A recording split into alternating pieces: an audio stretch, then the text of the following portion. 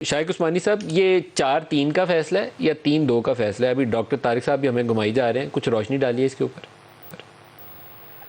देखिए, जो सिस्टम है कोर्ट में वो ये होता है कि जो बेंच सुनती है केस को शुरू से लेकर आखिर तक, उस बेंच में अगर कोई फर्क होता है यानी कोई उस पर डिसेंट करता है, यकीनन उसको राइट होता है डिसेंट करने का, लेकिन उसमें जो मेजॉरिटी जजेस होते हैं अगर वो एक फैसला करते हैं तो वो फाइनल फैसला होता है।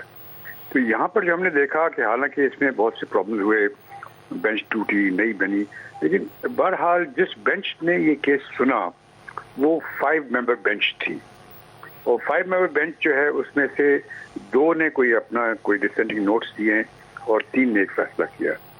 तो अब उसमें कहना कि 2 जो कि पिछली बेंच में थे, जो उन्होंने खुद वॉलंटरली विड्रॉ कर गए, वो भी उसमें इंक्लूडेड है। नहीं सर, वॉलंटरली विड्रॉ नहीं किया उन्होंने। नहीं, विड्रॉ तो नहीं किया, यानी वो उसके बाद वो वहां से उन्होंने जब बेंच रिकॉन्स्टिट्यूट हुआ तो उसका वो हिस्सा नहीं थे इस बात से, क्योंकि उन्होंने रिफ्यूज नहीं किया। नहीं ना किया हो, लेकिन वो तो चीफ जस्टिस का डिस्क्रेशन है, चाहे गलत या सही, मैं उस डिस्कशन में नहीं आता। चीफ जस्टिस का डिस्क्रेशन है कि जब उन्होंने कहा कि 2 जजेस ने कहा कि हम इससे एग्री नहीं करते, तो उन्होंने फिर उन्होंने कहा कि ठीक है, हम नई बेंच कॉन्स्टिट्यूट कर देते हैं। तो ठीक है, नई बेंच कॉन्स्टिट्यूट कर दी। फैसला ये जो सामने हमारे है, जिसमें आप और हम बात कर रहे हैं, वो 5 जजेस की बेंच का फैसला है और 5 जजेस की बेंच का फैसला आपके सामने है। सर, जो 2 जजेस ने इख्तलाफी नोट आज लिखा है ना, उन्होंने इख्तलाफी नोट लिखते हुए नीचे जाके फुट नोट एक डाला है और फुट नोट में उन्होंने लिखा कि जो जस्टिस याया अफरीदी और जस्टिस अतर मंडेला का इख्तलाफी नोट था, हम उससे इतफाक़ करते हैं और वो 23/2 का मतलब फरवरी 23 का जो उनका इख्तलाफी नोट है वो हतमी फ़ैसले का हिस्सा होगा। तो ये उनका जो इख्तलाफी नोट है उसकी बुनियाद के ऊपर वज़ीर कानून ने कहा कि वो तो 4-3 है, 2-3 तो है ही नहीं। आप इसको ऐसे नहीं मानते?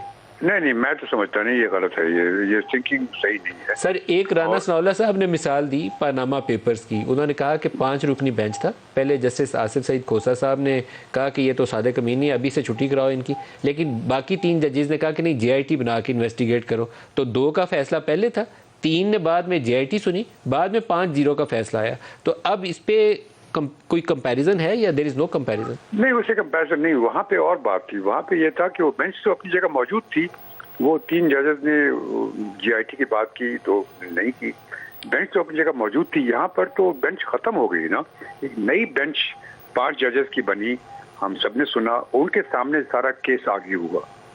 अब जिस बेंच के सामने केस आगे हुआ, उस बेंच का जो मेजॉरिटी जजमेंट है वो एक्सेप्ट होगा।